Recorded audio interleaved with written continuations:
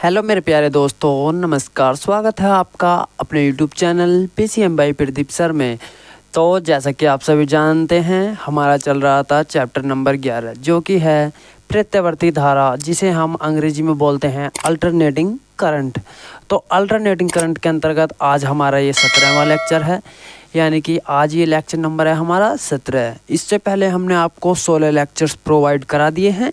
जिसने अभी तक वह 16 लेक्चर्स नहीं देखे हैं तो पहले जाकर के आप उन लेक्चर्स को भी देख लीजिए। तो ट्रांसफार्मर का ये हमारा बी पार्ट है। ए पार्ट में हमने आपको ट्रांसफार्मर क्या होता है, इसके कितने भाग होते हैं, ये समझाया था।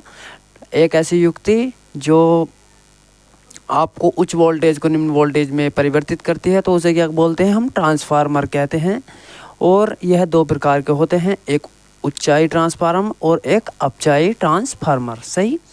तो ये क्या हो गए, ये हमारे ट्रांसफार्मर के भाग हो चुके थे, जिसमें हमारी ट्रांसफार्मर के अंतर्गत दो कुंडली होती थी, एक प्रथम कुंडली, एक हमारी कौन सी होती थी, द्वितीयक कुंडली।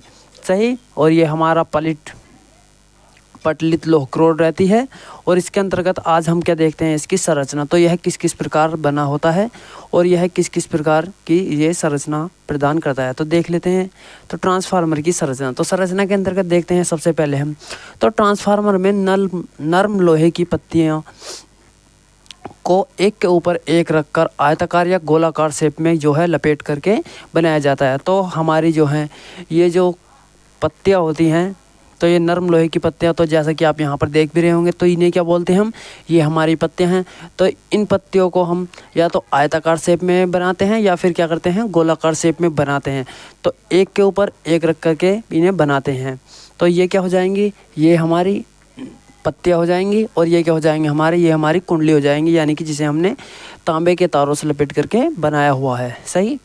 तो आयताकार बनाया जाता है। ये पत्तियां एक दूसरे से अलग अलग होती हैं।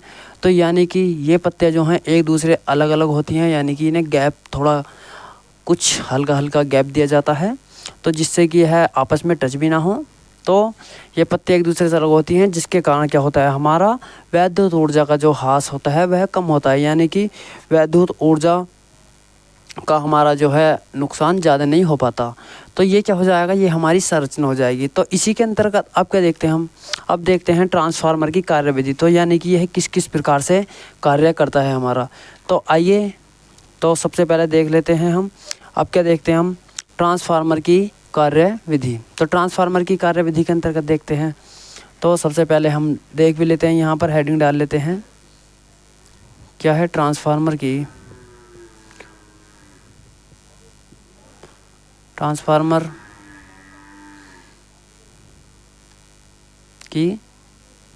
हो जाएगी हमारी कार्यविधि। तो ट्रांसफार्मर की कार्यविधि के अंतर्गत देखते हैं हम, तो क्या होता है। तो सबसे पहले ट्रांसफार्मर की कार्यविधि के अंतर्गत, तो ट्रांसफार्मर की प्रथम कुंडली में एन फेरे, यानी कि हमारा प्रथम कुंडली जो है, जैसे कि आप देख भी रहे होंगे, तो ये हमारे इन फेरों को क्या मान लेते हैं हम, एन फेरे मान लेते हैं। तो जिसे हम क्या बोल सकते हैं, एन पी भी बोल सकते हैं। तो प्रथम कुंडली को क्या बोल सकते हैं हम, इसे एन पी। तो इसे क्या बोल सकते हैं हम, एन पी। और द्वितीयक कुंडली को, यानी कि द्वितीयक कुंडली में जो फेरे हैं उन्हें बोल लेते हैं हम एन एस। सही। तो द्वितीयक कुंडली को क्या बोल लेते हैं हम, एन एस। तो जो प्रथम कुंडली में फेरों की संख्या है उन्हें मान लेते हैं हम एन पी, और जो द्वितीयक कुंडली में फेरों की संख्या है उन्हें मान लेते हैं हम एन एस। तो यदि हमारा समय अंतराल जो अगर वह डेल्टा टी हो, तो कुंडली में के बीच हमारा चुंबकीय फ्लक्स जो है डेल्टा फाई भी होगा। तो कुंडली में प्रेरित जो हमारा वैद्युत वाहक बल होगा, तो यानी कि इस टाइम को कितना मान लेते हैं हम, यानी कि छोटा टाइम मान लेते हैं, वो होता है हमारा डेल्टा टी। और चुंबकीय फ्लक्स यानी कि उसके बीच जो हमारा बल लग रहा है, तो उसे क्या मान लेते हैं हम, उसे मान लेते हैं हम डेल्टा बी। तब हमारा जो अभी तक हमने एक सूत्र पढ़ा था वो कौन सा था हमारा, ई बराबर माइनस का एन, और ये रिलेशन हो जाएगा डेल्टा वो फाई बी अपन क्या हो जाएगा हमारा डेल्टा टी। तो आइए सबसे पहले हम इसकी डेफिनेशन देख लेते हैं थोड़ी सी। तो माना क्या है, माना कुंडली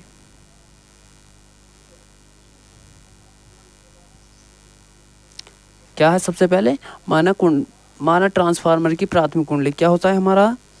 तो सबसे पहले हम कुंडली नहीं लिखेंगे डायरेक्ट ही, तो क्या लिखेंगे, माना ट्रांसफार्मर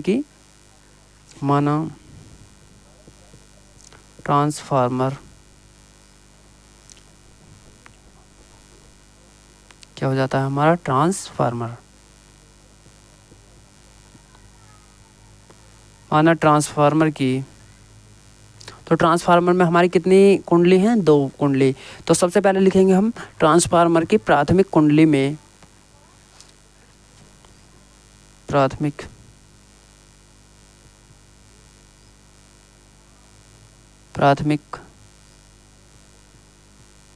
कुंडली में फेरों की संख्या, फेरों की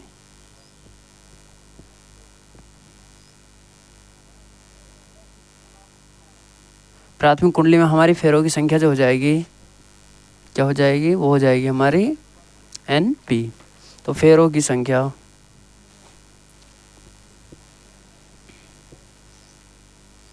क्या हो जाएगी हमारी NS, तथा द्वितीयक कुंडली में,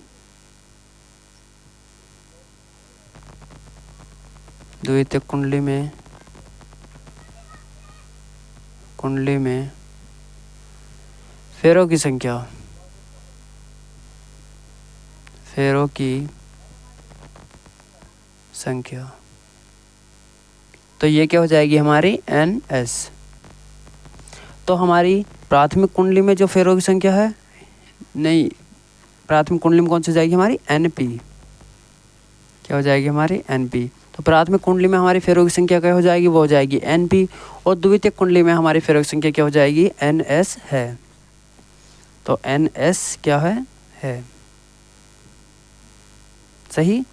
तो हमारी प्राथमिक कुंडली में जो फेरों की संख्या है वो है हमारी NP, और द्वितीयक कुंडली में जो फेरों की संख्या वो हमारी क्या है, NS। और यदि हमारा टाइम जो रहता है, यानी यदि डेल्टा T समय अंतराल, यदि हमारा डेल्टा T समय अंतराल में कुंडली के बीच, तो समय अंतराल में कुंडली के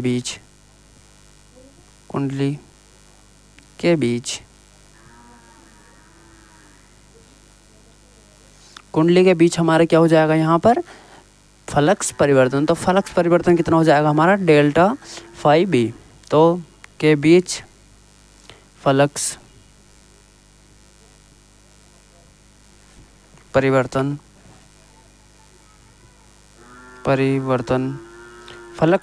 क्या हो जाएगा हमारा, डेल्टा फाई बी। तो यदि हमारा चुंबकीय बीज के बीच क्या हो जाएगा, डेल्टा फाई बी हो, तब क्या होगा, तब हमारा जो है कुंडलियों में प्रेरित वैद्युत वाहक बल E। तो तब कुंडलियों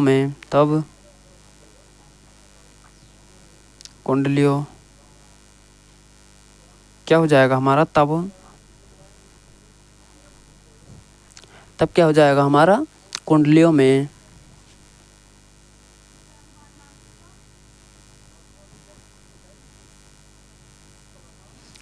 के बीच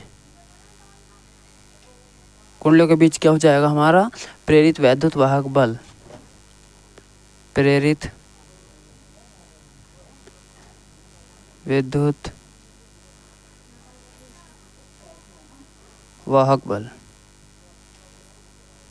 वाहक बल सही। तो देख लेते हैं हम, ये क्या हो जाएगा हमारा परिवर्तन। तो यदि हमारा ट्रांसफार्मर का कार्यविधि क्या है, हमारा ट्रांसफार्मर की प्राथमिक कुंडली में फेरों की संख्या हमारी क्या हो जाएगी, NP, यानी कि है हमारा किस प्रकार से यह कार्य करता है। तो उसकी संरचना के आधार पर इन्होंने कुछ सूत्र भी दिए थे, तो उस सूत्र को सिद्ध करने की कोशिश करेंगे हम। तो हमारा ट्रांसफार्मर की प्राथमिक कुंडली में फेरों की संख्या कितनी है हमारी, NP, तथा द्वितीयक कुंडली में फेरों की संख्या क्या है हमारी, NS। और यदि डेल्टा T समांतराल में कुंडली के बीच फ्लक्स परिवर्तन डेल्टा हमारा फाई भी हो, तब कुंडलियों के बीच प्रेरित वैद्युत वाहक बल E। तो आप पहले इसका स्क्रीनशॉट ले लीजिए, जब तक हम थोड़ा साइड हो जाते हैं। तो आप सभी ने इसका स्क्रीनशॉट ले लिया होगा। तो इसे कहाँ करते हैं, इसे करते हैं ऊपर, सही। तो आप जब तक नीचे का थोड़ा रिवाइज कर लीजिए।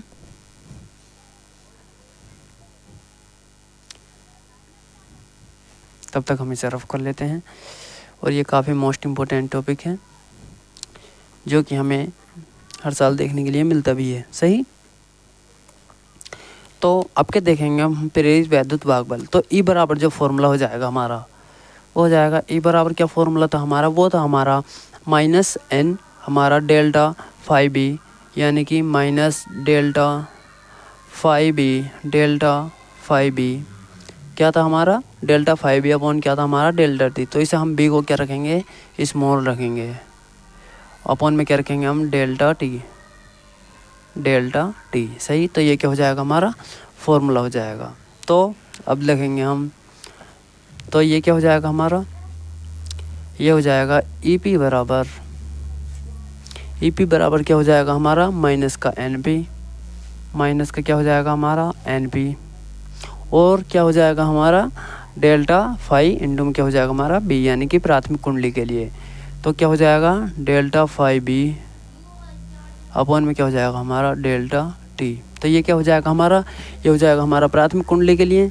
तो अब देखते हैं हम क्या एज दूसरी कुंडली के लिए। तो दूसरी कुंडली के लिए क्या है हमारा ई एस। तो दूसरी कुंडली के लिए देखते हैं हम, वो ई एस बराबर क्या हो जाएगा हमारा माइनस का, यानी कि इस बार क्या रखेंगे माइनस का एन, आपका क्या है हमारा माइनस का एन एस है, N S delta five B, और अपॉन में क्या हो जाएगा हमारा डेल्टा टी। सही, तो ये क्या हो जाएगा हमारा द्वितीय कुंडली के लिए हो जाएगा। तो हम इसे नीचे वाले को रफ कर लेते हैं, जब तक आप इसका स्क्रीनशॉट ले लीजिए। सही,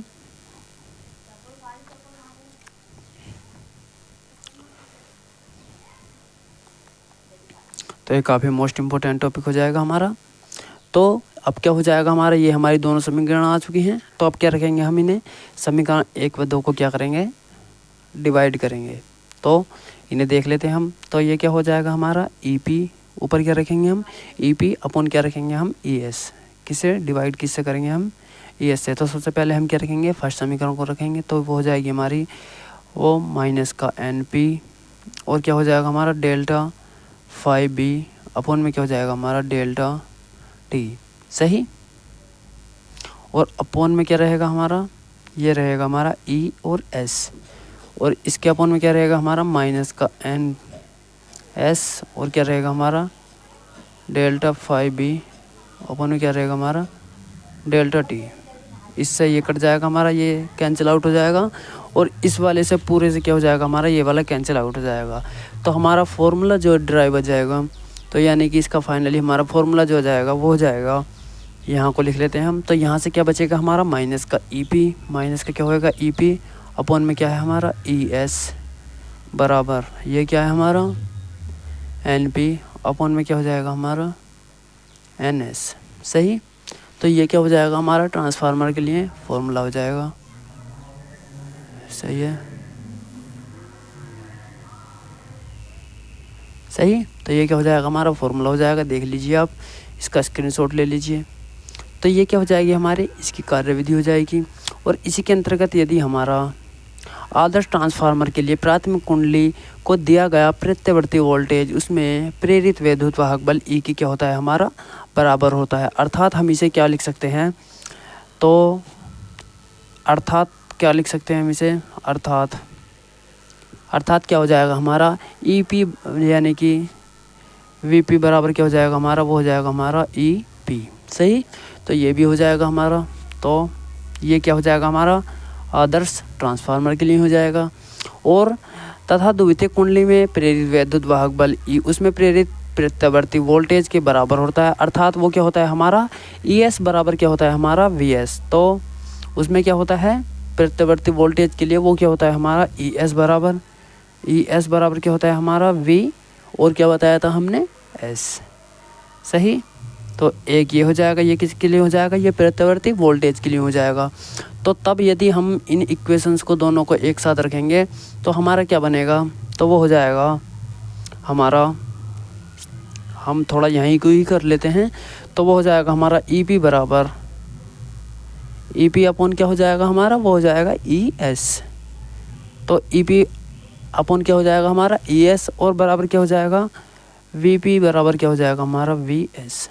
सही, तो ये हो जाएगा। और बराबर में क्या हो जाएगा हमारा, यानी कि बराबर में कर सकते हैं, तो बराबर में क्या हो जाएगा हमारा, या फिर हम इसे माइनस में भी लिख सकते हैं, तो वो हो जाएगा हमारा NP और R3 और बराबर में क्या हो जाएगा हमारा R हो जाएगा। तो ये क्या हो जाएगी हमारी, ये भी हमारे ट्रांसफार्मर के लिए फॉर्मूला हो जाएगा, तो ये भी सिद्ध हो जाएगा।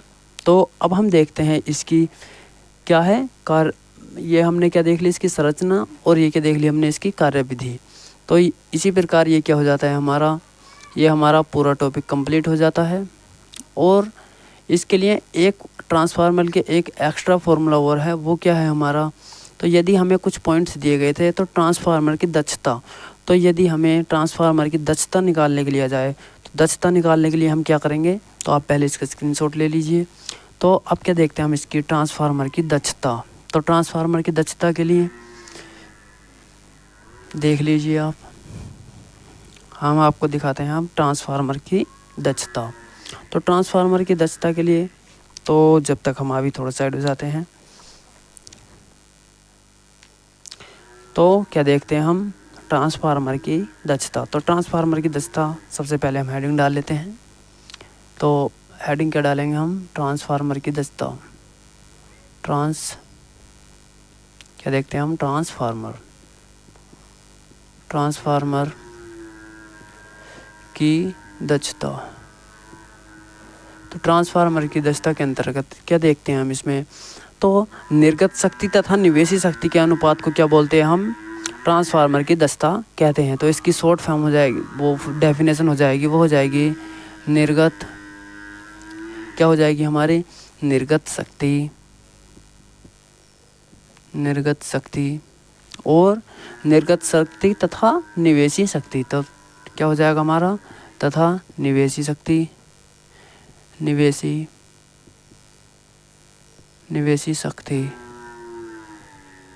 निर्गत शक्ति तथा हमारी क्या हो जाएगी यहाँ पर, निवेशी शक्ति के अनुपात को, निवेशी शक्ति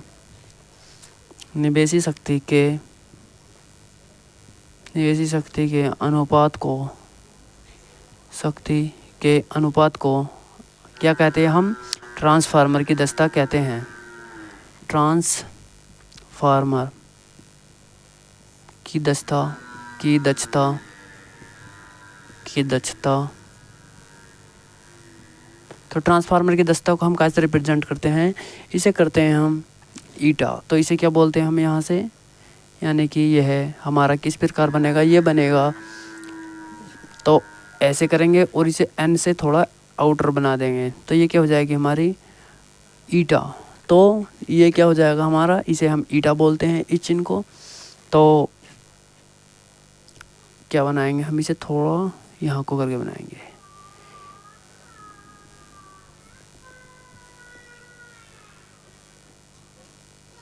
तो कहते हैं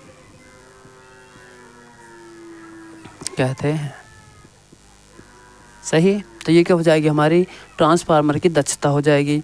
तो इसे लिख लेते हैं, तो क्या है ये, ईटा बराबर, तो ईटा बराबर क्या है हमारा, निर्गत शक्ति अपॉन में क्या हो जाएगी हमारी निवेशी शक्ति।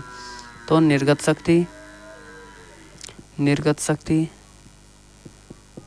शक्ति और अपॉन में क्या हो जाएगा हमारा निवेशी शक्ति,